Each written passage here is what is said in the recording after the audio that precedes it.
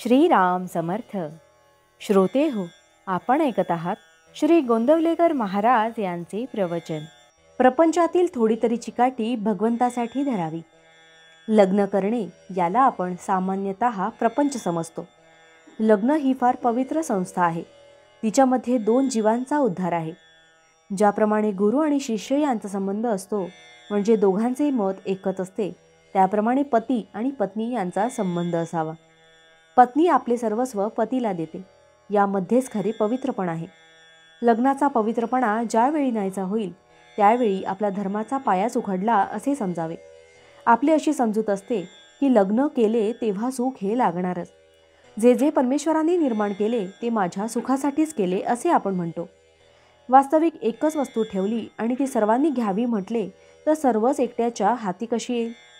बायको म्हणते, मी माहेरी 16 वर्षे तपश्चर्या केली आणि आता यांच्या पदरात पडले, तेव्हा यांनी मला आता सुख द्यावे. पोरांना वाटते आमची इतकी पुण्याई म्हणून यांना इतका पगार झाला, तेव्हा यांनी नाही का आमचे लाड पुरवू. खरोखर सुखाकरिताच प्रत्येकाची धडपड चाललेली असते.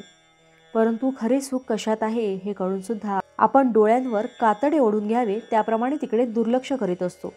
प्रपंचात सुख मिळावे म्हणून आपण जी चिकाटी धरतो तिच्या 1/4 चिकाटी जरी भगवंतासाठी आपण धरली तरी आपले काम भागेल. आनंदाच्या प्राप्तीसाठी आपण जे साधन करतो आहोत ते चुकीचे आहे.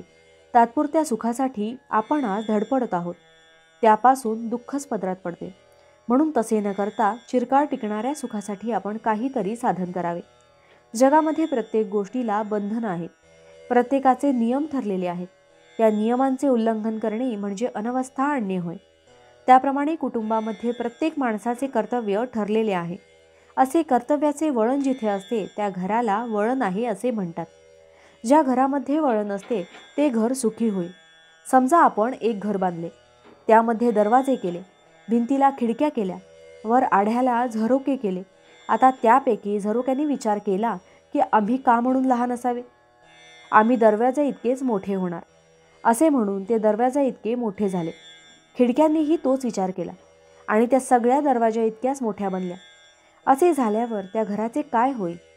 हे जसे योग्य नव्हे तसे ज्या घरामध्ये प्रत्येक जण आपलेच मत खरे म्हणतो आणि जेथे वडील माणसांविषयी आदर नसतो त्या घराचा विचका व्हायला वेळ लागत नाही. भावार्थ, आपल्या घरातील वातावरण शुद्ध, शांत आणि पवित्र असावे. जानकी जीवन स्मरण जय जय राम. महारुद्र हनुमान की जय. समर्थ रामदास स्वामी महाराज की जय. सब संतन की जय.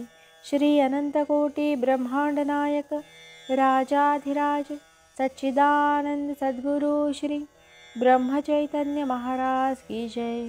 जय जय रघुवीर समर्थ. आता आपण 13 वेळा नामस्मरण करूया. श्रीराम जय राम जय जय राम. श्रीराम जय राम जय जय राम. श्रीराम जय राम जय जय राम. श्रीराम जय राम जय जय राम. श्रीराम जय राम जय जय राम. श्रीराम जय राम जय जय राम. श्रीराम जय राम जय जय राम. श्रीराम जय राम जय जय राम. श्रीराम जय राम जय जय राम. श्रीराम जय राम जय जय राम. श्रीराम जय राम जय जय राम. श्रीराम जय राम जय जय राम. श्रीराम जय राम जय जय राम. जय श्रीराम.